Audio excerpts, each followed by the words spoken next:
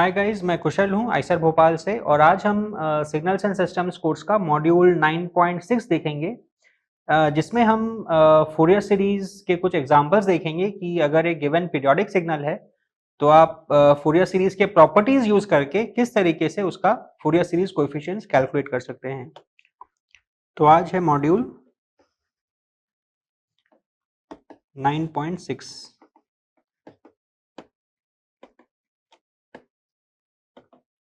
Fourier series in continuous time example 1। तो अभी हम जो एग्जाम्पल लेंगे वो ऑब्वियसली एक पीरियोडिक सिग्नल का होगा। तो वो सिग्नल कुछ इस तरीके से लगता है। तो ये है हमारा t, ये है हमारा g ऑफ t, इसे हम g ऑफ t लिख रहे हैं। तो ये सिग्नल एक कई सारे रेक्टेंगुलर सिग्नल्स का जोड़ के बनाया हुआ है और वो इस तरीके से पीरियोडिकली वेरी कर रहा है।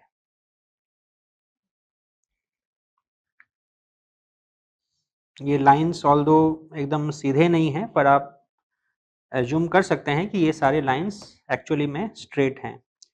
तो ये पॉइंट है 0, ये है 1, ये है 2, ये है 3, ये है 4, 5, 6, 7, 8 एंड सो ऑन।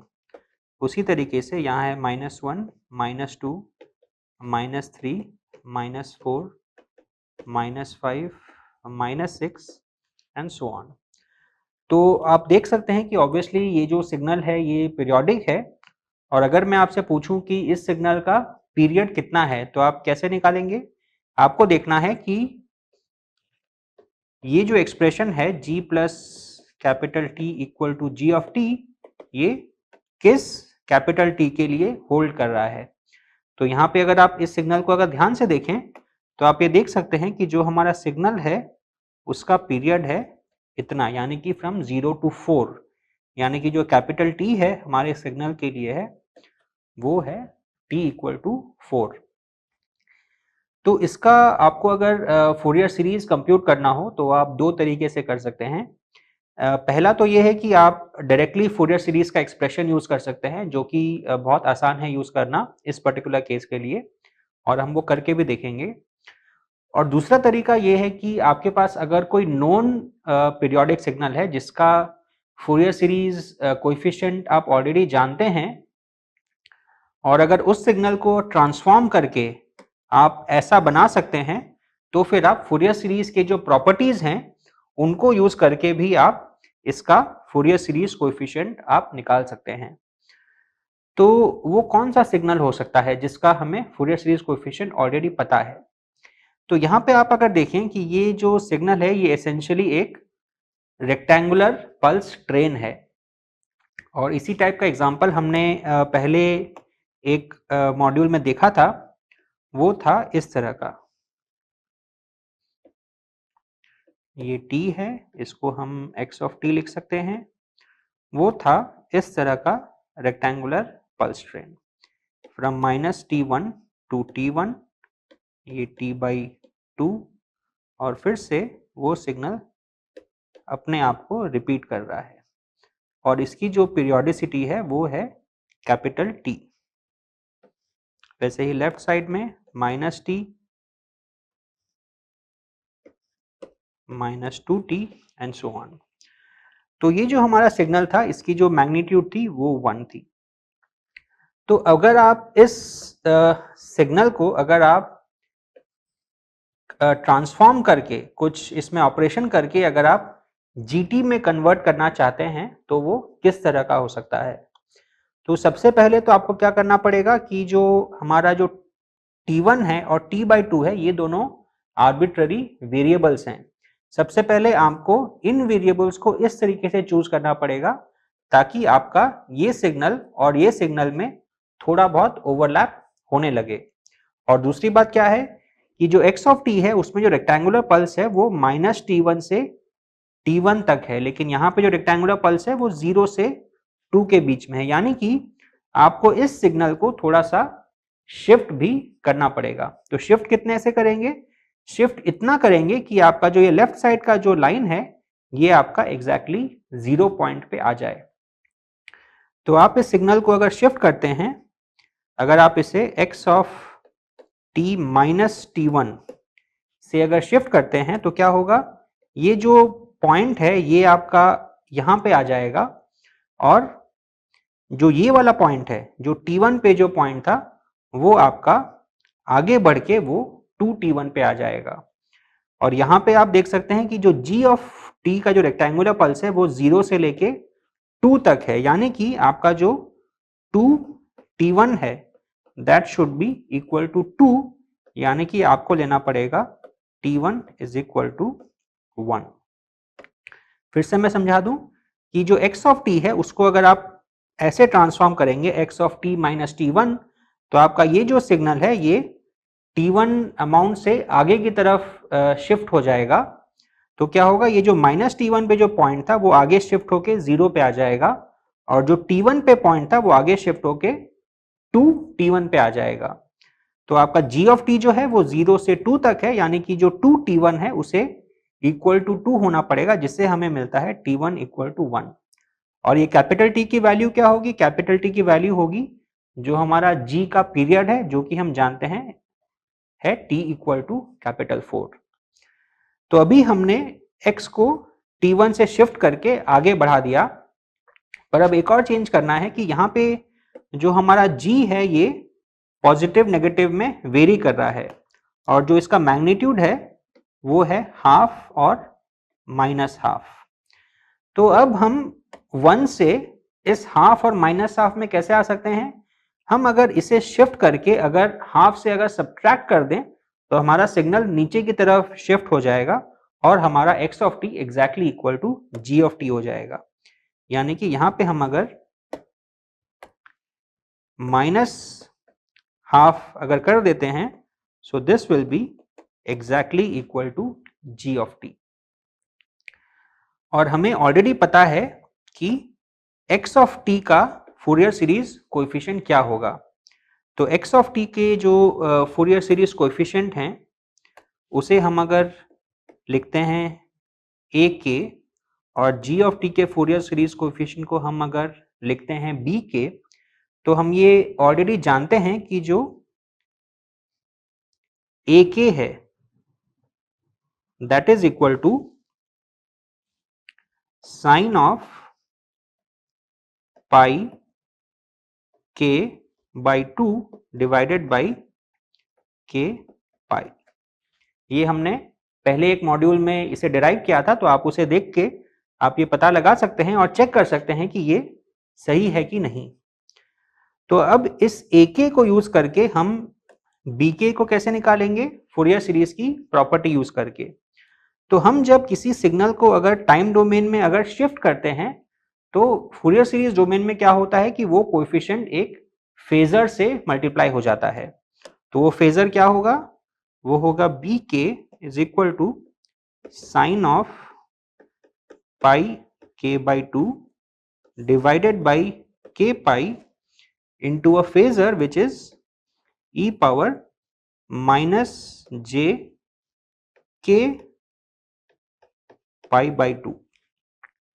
तो ये फेजर कहां से आया? ये फेजर यहां से आया कि हमारा जो शिफ्ट है वो t1 अमाउंट से हुआ है, where t1 is equal to 1, और हमारा जो ओमेगा नॉट है इस सिस्टम का वो है omega naught is equal to 2 pi by capital T, और कैपिटल T हमारा 4 है, तो ये है पाई बाई 2।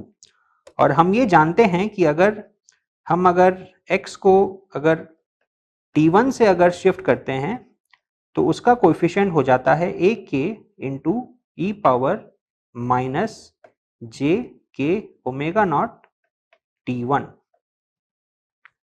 तो यहाँ पे अब अगर हम ओमेगा नॉट और t1 को अगर सब्स्टिट्यूट करें तो क्या मिलेगा? Omega naught is equal to pi by 2 and t1 is equal to 1। तो यहाँ पे आ जाएगा ई पावर माइनस जे के इंटू पाई बाई 2, जो कि हमारा एग्जैक्टली ये फेजर टर्म है। अब ये जो टर्म हमारे पास आया वो है बी के फॉर ऑल के एक्सेप्ट फॉर के इक्वल टू 0। तो k इक्वल टू 0 पे हमारे पास क्या होगा, k इक्वल टू 0 पे हमारे पास एक कांस्टेंट टर्म भी है -12, जिसको हमने अभी टेक केयर नहीं किया हुआ है। तो ये जो हमारा टर्म है वो है k नॉट इक्वल टू 0 के लिए, और जो b0 है, जो b0 है वो हमारा हो जाएगा जो भी a0 था -12। ये -12 अगेन कहां से आया, ये -12 आया इस कांस्टेंट से। जो कांस्टेंट टर्म होता है उसका हम अगर फूरियर सीरीज कोएफिशिएंट निकालें तो वो सिर्फ k इक्वल टू 0 पे ही एग्जिस्ट करता है, और वो होता है exactly equal to the same constant. तो इस फंक्शन का जो भी कोएफिशिएंट था at k equal to 0 which is a0, उसमें हम अगर बस -12 कर देंगे तो हमारे पास नए सिग्नल का फूरियर सीरीज कोएफिशिएंट आ जाएगा। यानी कि इस सिंपल फूरियर सीरीज प्रॉपर्टी को यूज करके हमने इस नोन सिग्नल से हमने एक नए सिग्नल का फूरियर सीरीज कोएफिशिएंट निकाल लिया। अब हमें यह भी चेक करना है कि हमने ये जो निकाला है ये क्या सही में सही है। तो इसको करने के लिए हम इस given g of t signal का फूरियर सीरीज कोएफिशिएंट निकाल सकते हैं by using the Fourier series formula. तो फूरियर सीरीज फॉर्मूला क्या है? फूरियर सीरीज फॉर्मूला है bk is equal to 1/t integral over time period t g of t e power minus j k omega not t dt। तो इसको हम अब कैसे use करेंगे? अगेन हमारा जो ओमेगा नॉट है वो है π/2। तो जैसा कि हम जानते हैं कि ये जो इंटीग्रेशन है over one time period capital T, इसको हम किसी भी लोअर लिमिट और अपर लिमिट के लिए कर सकते हैं, एज लॉन्ग एज जो अपर लिमिट और लोअर लिमिट का डिफरेंस है वो होना चाहिए exactly equal to capital T। तो यहाँ पे हम इसे इंटीग्रेट करेंगे from this point to this point, यानी कि -2 से लेके +2 तक। तो -2 से 0 तक आप जैसा देख सकते हैं इस सिग्नल की वैल्यू है -12, और 0 से 2 तक इस सिग्नल की वैल्यू है +12। यानी कि ये जो इंटीग्रल है ये हो जाएगा, ये जो 1/t है उसकी जगह पे हम 1/4 लिख सकते हैं। Integral -2 to 0 into -12 e power minus j k pi t/2 dt plus 1/4 integral 0 to 2 half e power minus j k pi t/2 dt।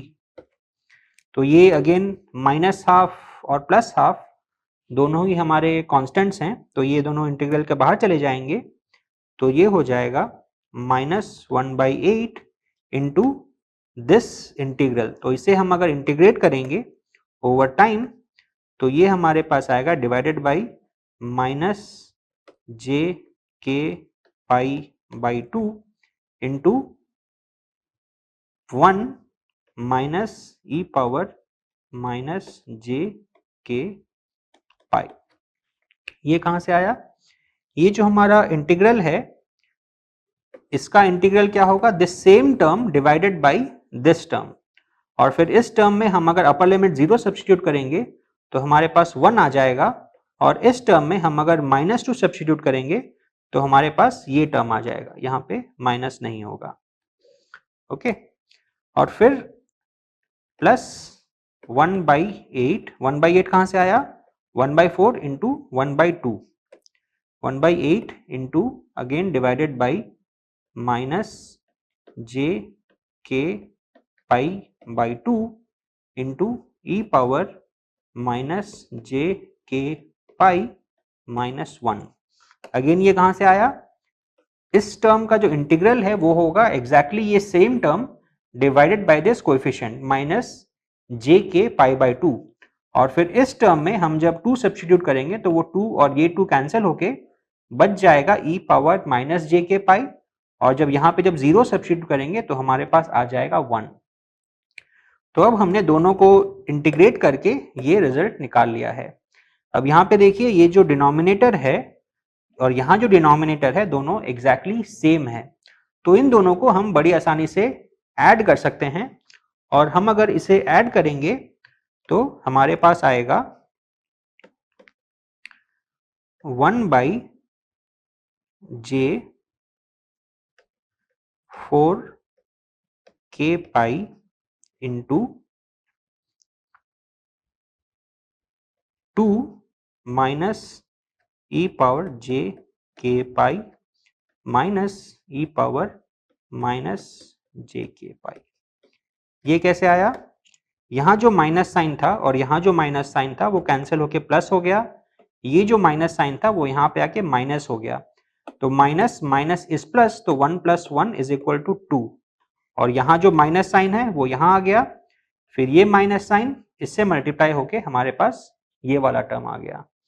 अब पहले हम जो देखें हमारे पास जो एक्सप्रेशन आया था बीके का वो कुछ इस तरह का था, और अभी जो हमारे पास एक्सप्रेशन आया है वो कुछ इस तरह का है, जो कि इससे काफी अलग लग रहा है। लेकिन हम देखेंगे कि इसमें हम थोड़ा सा मैनिपुलेशन करके हम इसको एग्जैक्टली उसी फॉर्म में लिख सकते हैं। तो वो किस तरीके से? अब हम क्या करेंगे कि हम e power minus j k पाई को हम बाहर ले जाएंगे। तो अगर उसे बाहर ले जाएं इस सम से तो वो बन जाएगा 1/j 4k pi into 2 e power j k pi minus e power 2 j k pi minus 1 into e power minus j k pi. अब ये जो टर्म है e power 2j k pi, this is equal to 1, क्योंकि जो हमारा phasor है उसमें अगर आप ऊपर का जो टर्म है जो j से मल्टीप्लाई कर रहा है, अगर वो 2 पाई का अगर इंटीजर मल्टीपल है तो उसकी वैल्यू हो जाती है 1। तो यहां से आएगा आपके पास 1 और यहाँ पे ऑलरेडी 1 है, तो ये मिलके आपके बन जाएंगे -2। तो यहां से फिर हम 2 को कॉमन लेके हम बाहर ले सकते हैं, यानी कि इसे हम लिख सकते हैं 1/j 2k पाई into e power j k pi minus 1 into e power minus j k pi. अब हम क्या करेंगे कि हम अब बाहर ले जाएंगे e power j k pi by 2, तो उससे ये टर्म बन जाएगा 1/j 2k pi into e power j k pi by 2 minus e power minus j k pi by 2, और ये जो बाहर में टर्म था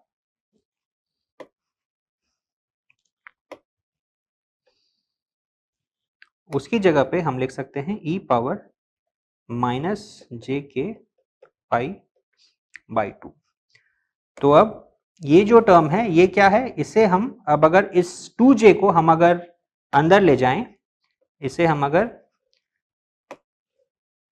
यहां से अगर हटा के इसे अगर हम अंदर में इससे डिवाइड करके अगर लिख दें 2j, तो आप देख सकते हैं कि ये जो हमारा एक्सप्रेशन है ये एग्जैक्टली साइनोसॉइडल के एक्सप्रेशन के फॉर्म में है।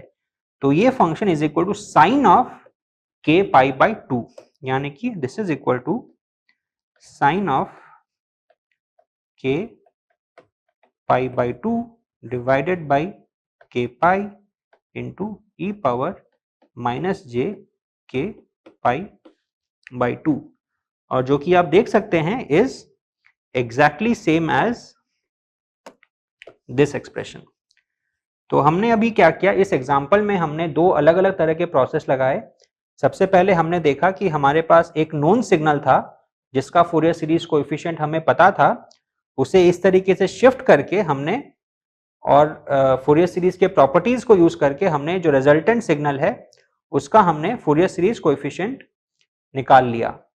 और फिर हमने क्या किया, हमने इस सिग्नल को जो स्टैंडर्ड फूरियर सीरीज का फॉर्मूला है उसको यूज करके भी उसके फूरियर सीरीज को कोएफिशिएंट निकाला और हमें एग्जैक्टली सेम आंसर आया। तो ये भी करना जरूरी होता है, क्योंकि कई बार क्या होता है कि ऑल्दो प्रॉपर्टीज तो सही होती हैं बट कई बार हम उन्हें सही तरीके से अप्लाई नहीं कर पाते हैं।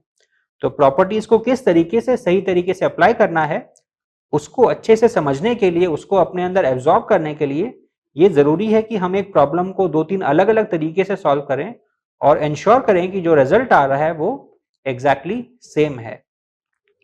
तो अब हम अगले मॉड्यूल में इसी तरह का एक एग्जाम्पल लेंगे और उसको भी फूरियर सीरीज की प्रॉपर्टीज से सॉल्व करेंगे और चेक करेंगे कि जो हमारा रिजल्ट आता है वो सही आता है कि नहीं आता है। पर उसके पहले मैं आपको एक प्रॉब्लम दूंगा और रिक्वेस्ट करूंगा कि आप उसको सॉल्व करें।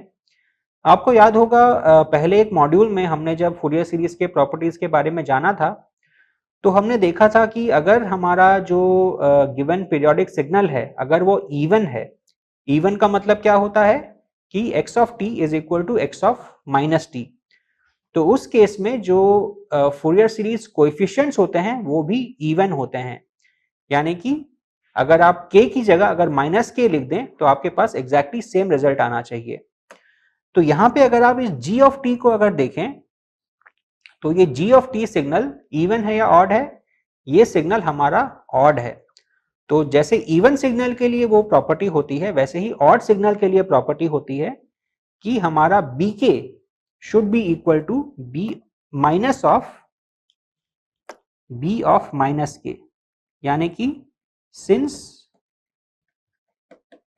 g of t is odd हमारे पास होना चाहिए bk is equal to minus b of minus K. तो मैं आपसे सजेस्ट करूंगा कि आप खुद से इसको चेक करें। आपके पास ऑलरेडी ये एक्सप्रेशन दिया हुआ है तो ये चेक करना मुश्किल नहीं होना चाहिए। तो इसको आप चेक करें कि B K is equal to minus B of minus K, तो उससे एक और प्रॉपर्टी को आप अच्छी तरह समझ पाएंगे। तो अगले मॉड्यूल में हम एक और एग्जांपल लेते हैं और उसे फिर से फूरियर सीरीज प्रॉपर्टीज यूज करके सॉल्व करना सीखते हैं। Thank you.